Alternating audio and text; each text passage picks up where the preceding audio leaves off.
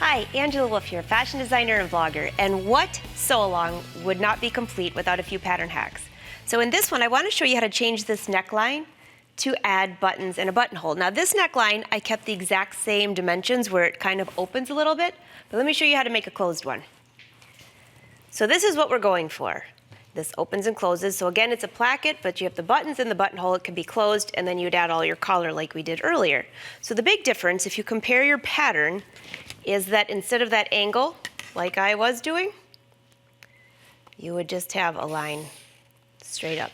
And this is 1 inch, okay? So that's the fold of the fabric. So here I have, just like in the previous episode with the placket interfacing, I chose different colors so you can see my top stitching. Well, it's not top stitching, stay stitching. So then when I trim this, just like we did before, and then cut into each corner,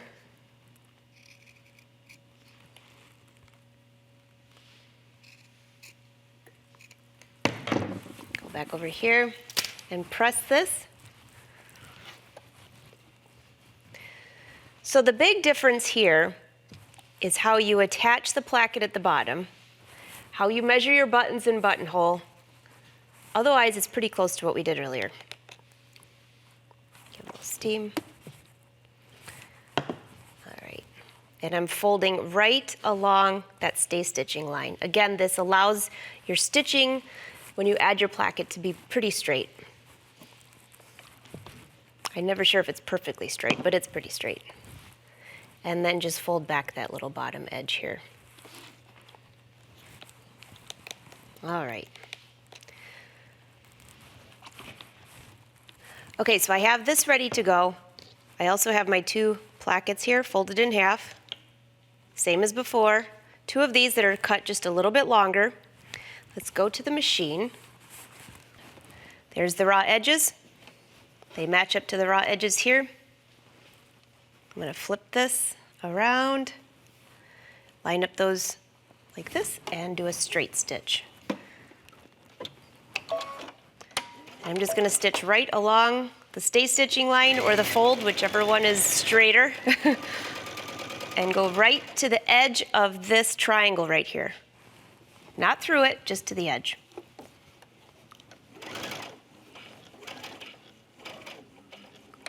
Do just a back stitch. Okay, that's one side. And now grab, sorry, get this. There you go. Now we're going to grab the other side. Again, doing the same thing that we did previously. Flip it to the wrong side. There's our raw edges. Again, I'm leaving plenty of room at each end because I'll trim that off.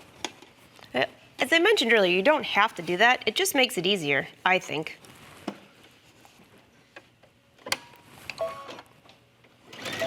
Back stitch and stitch to the end.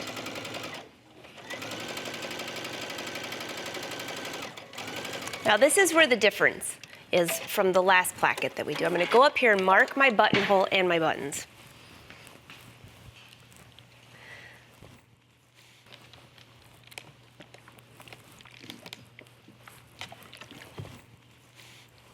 Okay, and then to the right side.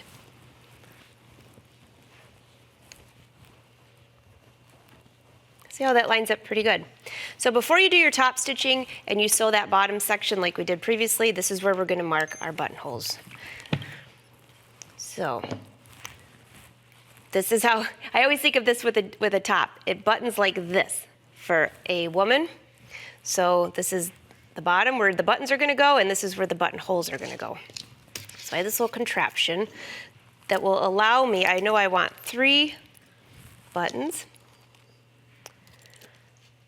So I'm just going to, what I'm going to do is mark where I want to make sure, what I'm doing is I'm marking where all 3 of these are, but I want to stay clear of this collar area. So I'm just going to make that a little bit. 1, 2, 3.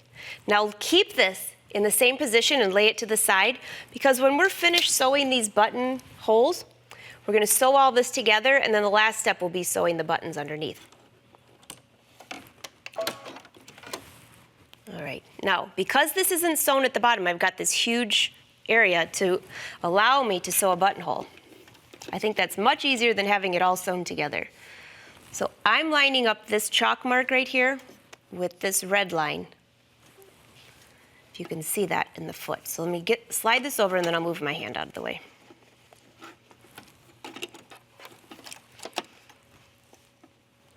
That's pretty close. Making sure that I'm lining the edge of my foot up with the edge of that stitching. Choose a buttonhole again, it doesn't matter what you pick. Now another idea on this placket, if you really want to get creative, you could make this longer, as long as you want to, if you have buttons on it. So it'd be the same process, you just would have to draw the lines longer and make longer plackets to put in here. This is a common collar on golf shirts, things like that.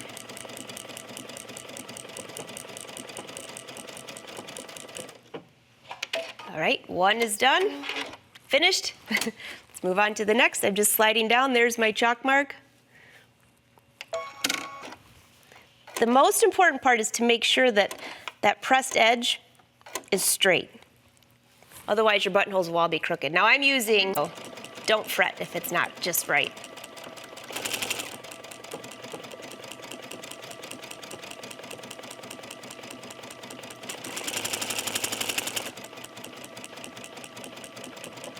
All right.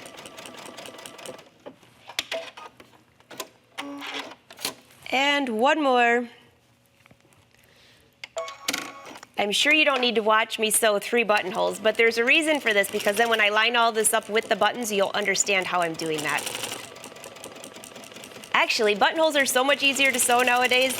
The machines and the special feet make it very easy. One thing I might not have mentioned is inside these plackets, there is interfacing here, and that is what will prevent your buttonholes from fraying. I don't know if you saw that earlier. This one I'm using black fusible knit. On the previous episode, I did white. So, all right, so our buttonholes are finished. Let's go back up here. Slide this. All right, it's looking pretty good. So the next step I want to do, because if I don't sew this bottom edge before I put the buttons on, it could end up a little bit crooked. So what I want to do is make sure this is nice and even. This lines up really nice. I'm just going to grab a pin. I usually have pins stuck in my shirt, but not today. I'm just going to pin that. So I've pinned through both of these layers. So I know that's where I'm going to stitch at the bottom. Now let's mark our buttonholes. Oops, you know what? I did that backwards. Here you go. Buttonhole goes on the top. There we go. That looks right. There. Now notice when I pull this, see how it can change? You want that to be a perpendicular area down here. That looks pretty straight. So I've pinned through both plackets and this layer here. See? I'm going to go back and mark my buttons. If you locate the center of your buttonholes, now it looks like one of mine might be a little bit off, but I'm just going to leave it for now. Mark where you want. This is just a fabric marking pen that will disappear in 24 hours. I'm just going to give myself 3 circles for my buttons. So the next steps are going to be to sew this bottom area like I did earlier. We're going to top stitch around here and attach our buttons. Hold this in place, flip it to the back side, and that's where I'm going to be stitching, right across here. Now if you remember previously, I told you to stitch kind of on a curve right through here, and that's what we're going to do again.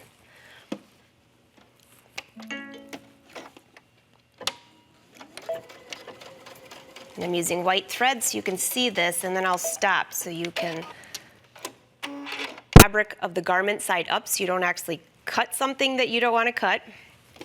And I'm just going to attach one of the buttons here to show you how to do that again, and then we're pretty much finished. So here's my buttonhole foot. I'm going to just slide my button in place. Again, keeping my shank to the back if you have that on yours.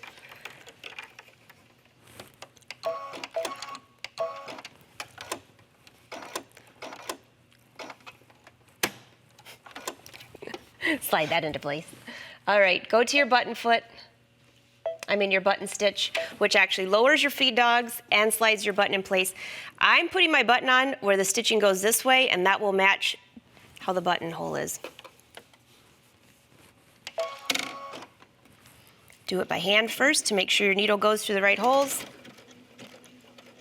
Stitch. Now you're going to attach all 3 buttons. I don't think you need to see me do those.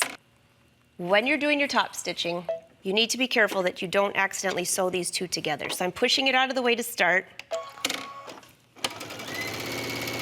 Stitch all the way down.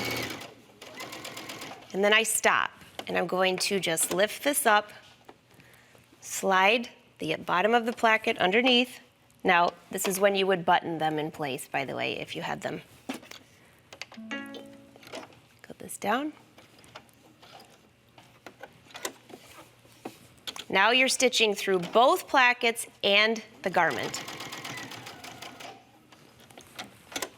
And then back up this side. Now I'm going to slide this out of the way again, just because it's easier to see. So I'm stitching just a scant away from this edge here, like 1/8 of an inch. If your buttons get in the way, you can always stop and move your needle to a different position. So let's go up here and see what we have. This is looking really good. So that's nice top stitching around. You'd have all of your buttons. And the last thing you'll need to do is cut these open. I showed you on a previous episode how to do this, but you can add a dab of freight check and you just push this in place. This is much safer than a seam ripper or scissors, because if you go too far, you're gonna have to sew this whole part over. So there we go. And since I only have 1 button on there, I'll just cut one of these for you. And this is a variation where you can have a button collar for this tunic. Very easy to do. In the next episode, I'm going to show you how to hem the garment.